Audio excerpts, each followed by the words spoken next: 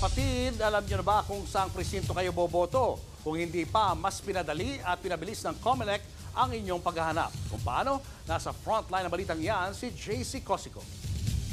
Halos 3 linggo bago ang Bilang Pilipino 2025, binuksan na ng COMELEC ang online precinct finder para sa mga botante.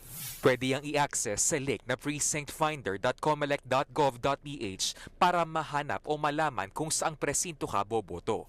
Ilalagay lang ang voter information gaya ng pangalan, birth date at place of registration.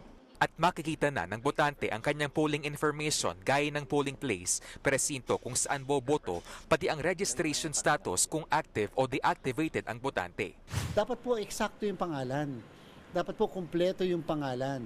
At therefore po kapag hindi kasi kumpleto, hindi po makikita yung record.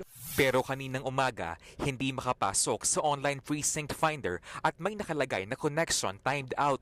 Paliwanag ng COMELEC, hindi yan glitch. Estratehiya raw yan para hindi mahack ang online precinct finder. Noong 2022 elections daw kasi, umabot sa 35 million ang hacking attempts sa online precinct finder. Paniniguro ng COMELEC, may mga hakbang sila para hindi ito mahack. Yung aming mga tauhan, in-enroll namin sa mga cybersecurity schools. Number 1. Number 2, nag-create kami ng cybersecurity division. Umaasa ang COMELEC na hindi bababa sa 70% na higit 68 milyong botante ang aktual na boboto. Sa mga nakaraang midterm elections daw kasi, nasa 63 hanggang 65% lang ang voter turnout.